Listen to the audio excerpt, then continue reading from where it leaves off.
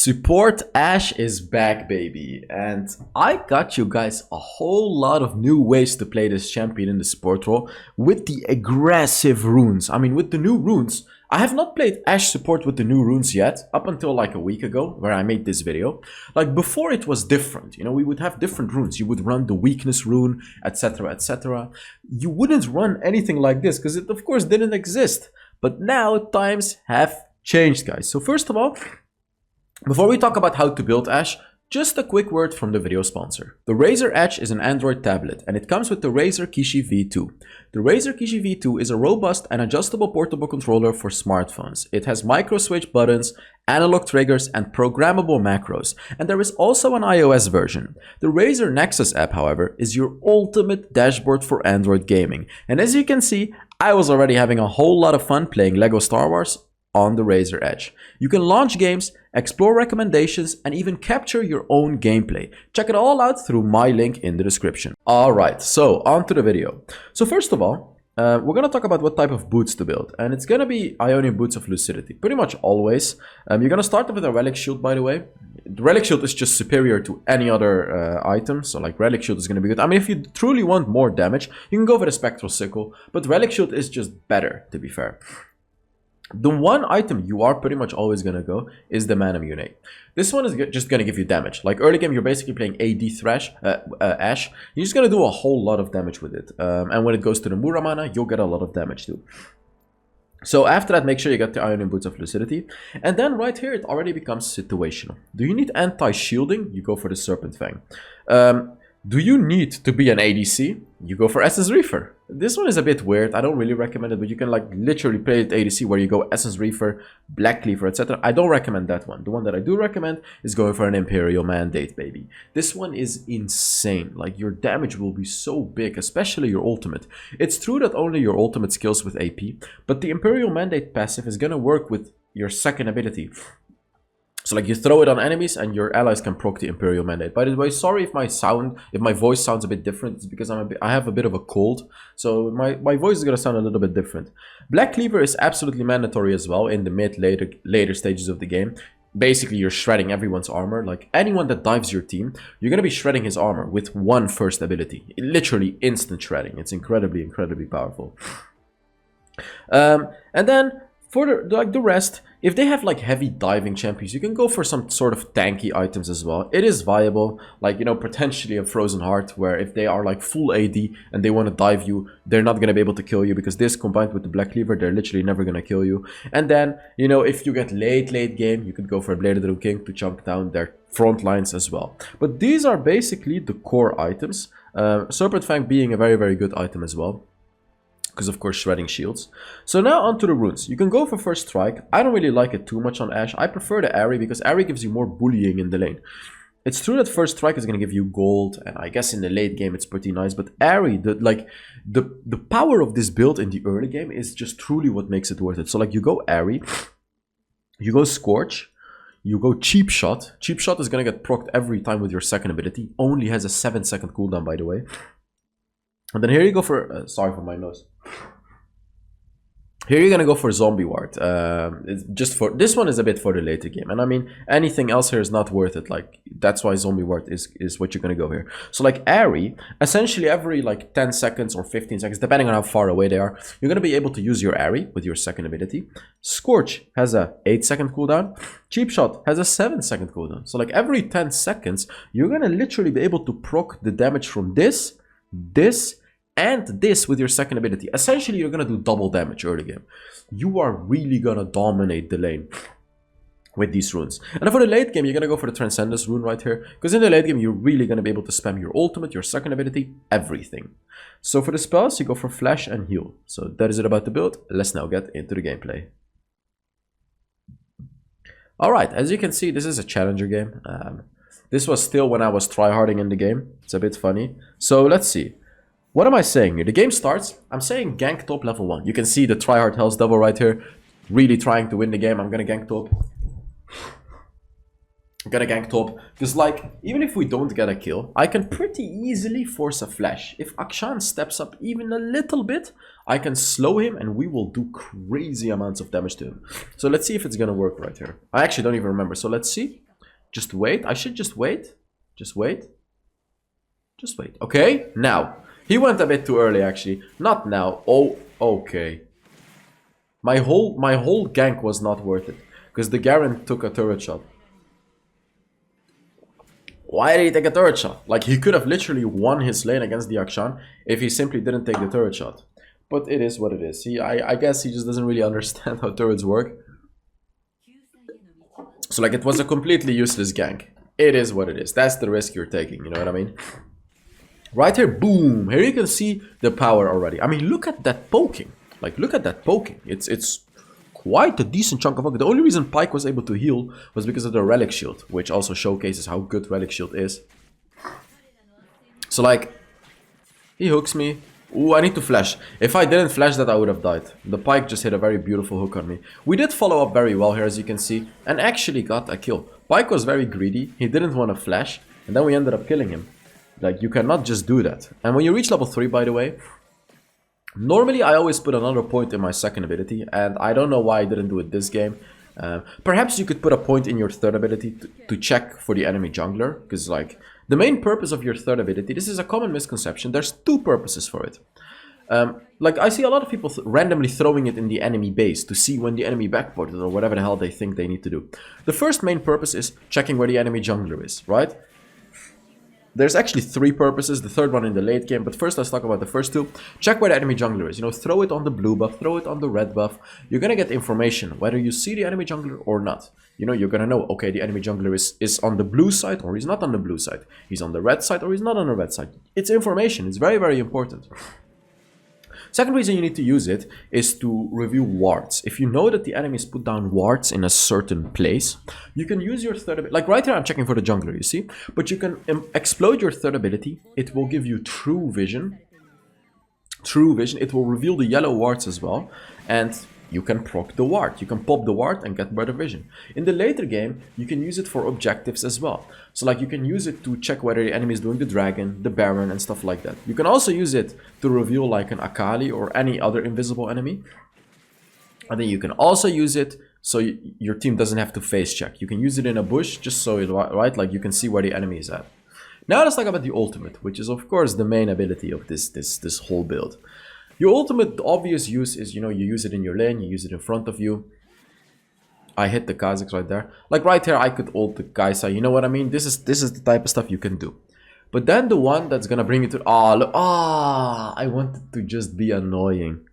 I just wanted to cancel his backport. That would have just been so annoying to him. But he backported. But the second one is you can gank with it. You can gank. Like right here, if I didn't use my ult like that, like an idiot, I could have ganked mid lane. I could have ganked top lane. I could have ganked other lanes. You can literally gank other lanes. And the beauty of this build, early game you have insane poking in lane, right? Like we all know that. Late game, you're not going to have insane poking. I mean, your poking is okay, but of course it's not going to be as good as the early game. In the late game, your ultimate will become a problem for the enemies. Your ultimate will be on like a 17-second cooldown. If you throw it across the map, it's gonna stun the enemies for 3.5 seconds. I repeat, 3.5 seconds. 1, 2, 3.5. All that time they will be stunned, which 95% of the times is a kill. Like if I stun the Akshan, my Garen has 3.5 seconds to kill that Akshan. You know what I mean? Even if I stun him under the turret, my Garen can kill him. If you stun from up close, it only does 1.5 seconds of stunning. So, of course, some situations it's worth it if the enemy dives in your team. Oh, I'm trying to catch the Akshan right here with my ult. Let's see if I actually can.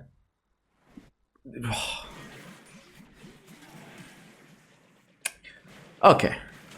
This is already the second time that someone backported right in front of my ult this game.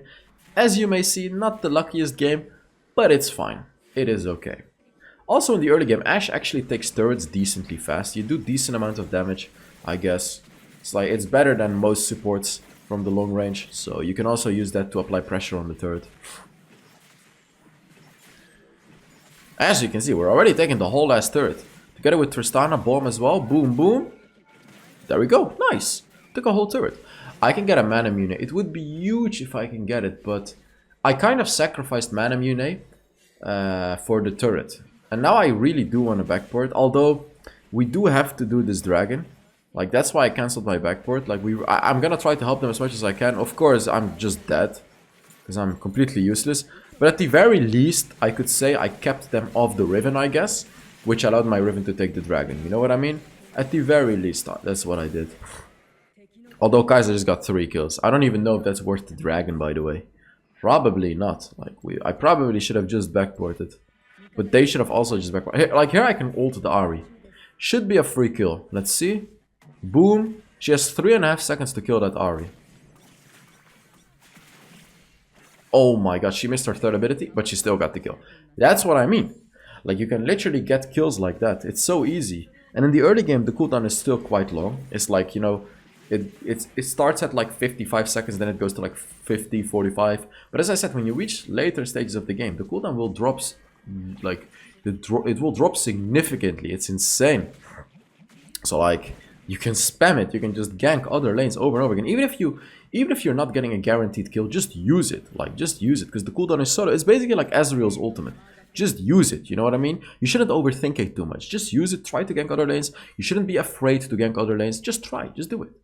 By the way, guys, I am doing a skin giveaway this month. All you have to do to enter is put on a comment under this video. I'm giving away 3 skins. And if you're enjoying the video, make sure you give it a like. This gameplay, I haven't hit many good ultimates, by the way. It's true that I killed the Ahri early on, but normally I get so many more kills with the Ashe ultimate. But this game has been quite annoying in the earlier stages of the game. But yes, if you guys are enjoying this video, make sure you give it a like. I have some bad news to share, I guess. I did not get the kick deal, but there's potential that I get it in the future. I think that's like, I reached most of the metrics, especially the viewership metric, but I realized there were a lot of, like, I don't want to say, well, no, I'm not gonna say anything, but there were people that had like a lot more subscribers. There were people that had more, and that's the only thing actually. I had a lot of active chatters. I had a lot of viewers. I had enough hours streamed, but it seems like this metric of I mean, in my eyes, I have a lot of subscribers, but I don't really get. It was especially a lot of women, and the type of genre of streamers. You know what I mean? Like they would have like 50 viewers and have like 1,500 subscribers, and I mean, you know, Kick can choose whoever the hell they want. I'm still gonna stream, by the way. It's not like this is gonna stop me from streaming.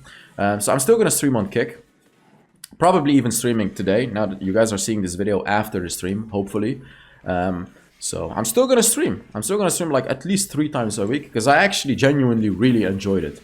Whether I get a deal or not, I don't care. Of course, if I get a deal, it would be great, but I'm not gonna let that stop me from streaming, because like I truly had so much fun streaming live on Kick with you guys in the community. So I'm still gonna stream. I don't care. So don't worry about that, guys. You still got me. I'm gonna stream. But yes, you know, I share the good with you guys. But just as I share the good, we gotta stay realistic and share the bad. Everyone has good news, everyone has bad news. That's how life works, you know what I mean? The thing is how you handle it, right? You can get sad about it. Oh no, I'm sad, blah, blah, blah. What is that gonna help you? Is that gonna help you? The answer is no. Of course, that's not gonna help you. Or you can think about the next step. What can I do now? You know, what is the next step? Oh my god, I got killed by Pyke. And that's what I do. That's how I go in my life. That's how I dealt with Wild Rift dying, basically all the esports. What is the next step? You know what I mean? You always have to look at the next step. And everything is gonna be alright. Everything will be okay. Unless you keep complaining and crying about it. Of course, then in your mind, it's not gonna be alright. Damn, this Zoe's doing work though. I can do a massive ult right here. Whoever I hit,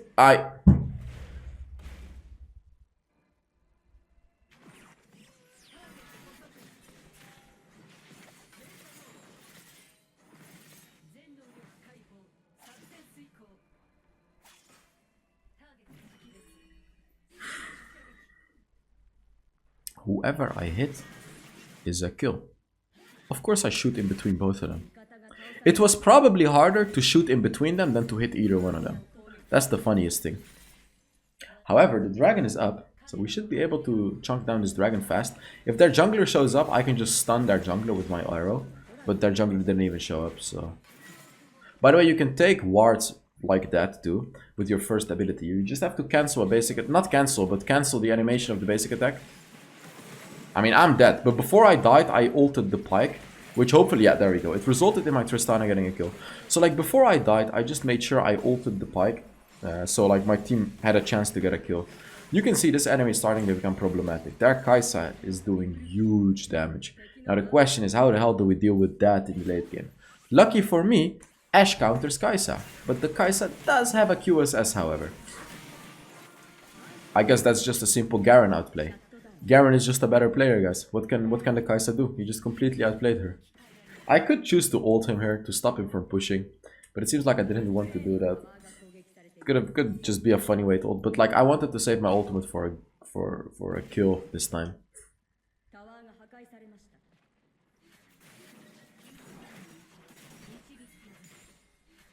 The bullying damage is still good, even in the mid-late game. Like your Scorch and Cheap Shot and all of that, even though it's meant to be early game, even in the late game, it actually does quite a decent amount of damage. Like it really does. And the beauty of Ashe is as well, you just need to poke the enemies, even if you feel like you're not doing a lot of damage, because you're proccing their bone platings as well, very, very easily. So like, do that as well. Just poke them. Whenever you can, just poke them. Even if you think it's useless. Come on, hit the... What is wrong with this game? What is wrong with me? What the hell am I doing? I guess my Ashe was just super rusty. It was super rusty. Oh, look at the damage, by the way. Did you guys see that? That did insane damage. Combined with the Zoe sleep, it did huge damage. So I have a Muramana now. I have an Imperial Mandate. I will have crazy amounts of poking. But I'm gonna go for a Black Cleaver. Am I gonna go for a Black Cleaver? I love Meteor, by the way, guys, because this one, you can ult an enemy and simply auto-aim Meteor if they're close to you. I'm not sure about the Black Cleaver, actually. Like, right here, I procced Edge of Night from Kha'Zix. Did you see that? I'm ulting the Kha'Zix here. Oh, I am probably dead. Never mind, the minions body block. That was great. I did a huge engage, but they engaged right back on me. Like... Now, when you stun an enemy, it explodes. It does AoE magic damage. So when you get that mandate, it really actually does quite a huge amount of damage on the enemies. So as you can see here, I should be skipping the Serpent Fang. Black Cleaver is a bit of a questionable item too. I mean, of course, it's still nice late game, but the main reason I'm getting Black Cleaver this game, I remember, is because of the tankiness. I didn't really get it to shred their armors. It was probably because of the tankiness, but then again, like that was my thought process. I want to get a Black Cleaver for the tankiness, but maybe in this game I actually chose to go for Essence Reefer, because like looking at their comp, they have 0 tanks. I want more poking damage, and Essence Reefer is something that can give me that. I can ult him, but he has Edge of Night. Oh my god. His Edge of Night just stopped it entirely. But the Garen kept him away, so that's great.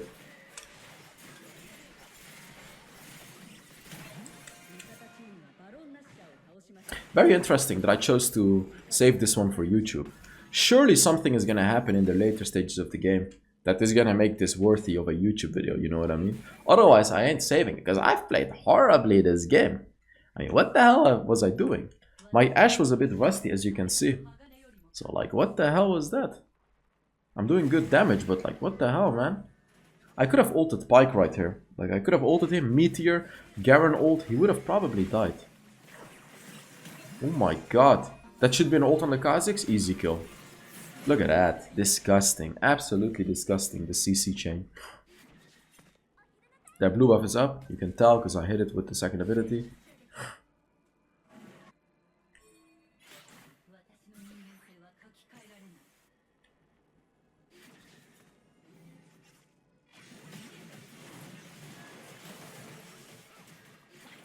I'm trying to maintain as much of a distance as I can, but like just enough so I can still poke them. That's essentially the way you want to play Ashe. And right here you can also see you can just proc wards. And the reason I like zombie ward as well in Ashe, even though this game I haven't really gotten much zombie ward stacks, is because you can, whenever you know there is a ward, you can just use your third ability to get that ward. Use your third ability and get the ward. Ooh. Gotta be a bit careful here. We did get the third dragon, by the way, so we're golden right now. Boom! Look at that! It's like actually huge damage. It's actually huge. Like, I'm literally chunking down like nearly 20% of Ari's HP with 1 second ability. It's insane the amount of damage that support Ashe does. I can ult him. Boom, boom. First ability. He's dead. Oh, he's not dead. Come on. Boom. Like, they cannot even get out of their base. I'm just constantly poking them down. They cannot even get out of their base. It's pretty funny. I cannot backport here. Ah, no. Of course I cannot. What am I doing? Why the hell did I think it was a good idea to backport right in the middle of their jungle? Of course that's not gonna work. I should have just ran away. What the hell?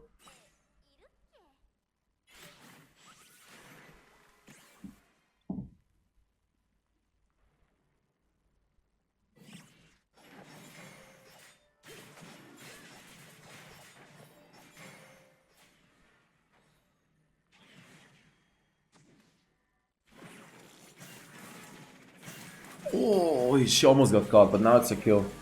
She actually almost got caught by that pike right there. The Kaisa though, oh my god. Nice, Tristana killed the Kaisa, that's great. What a fiesta game this one is actually. What the hell is happening all over this game? I should ult. I should have instantly ulted. Like, this ult is already too late. The moment I spawned, I should have ulted the Kha'Zix. But like, this can still do something. Oh my god.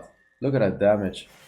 He's literally dead, you see? So like, you just get so many kills, so many subtle kills with Ashe with your ultimate like that. You just pick them down every time. And look, I have my ultimate again. You see? My ultimate is literally right back. I'm shooting it again, just for the hell of it. Look, just for the hell of it.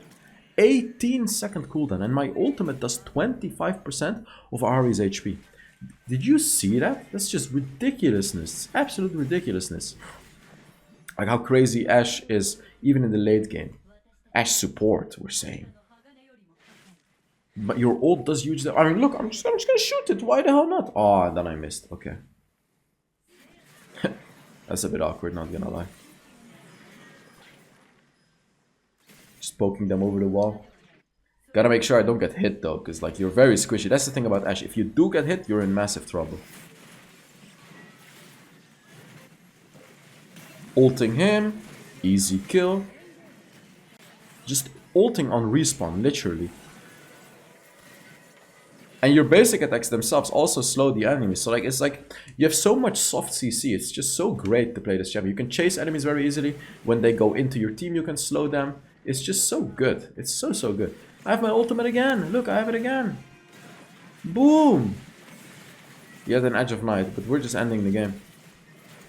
Let's take a look at how much damage I did. Now, that is something I'm curious about. I'm pretty sure it should be like, maybe the most damage, even though this Zoe did huge damage, but like, it will be a lot of damage compared to my team, surely. Let's take a look. Garen was the MVP. 22,000 damage. And the Zoe actually did more damage than me. So thank you guys so much for watching. I apologize for this video. It was probably lower quality because I'm a bit sick. But hopefully you enjoyed it, and I will see you all in the next Wild Rift video.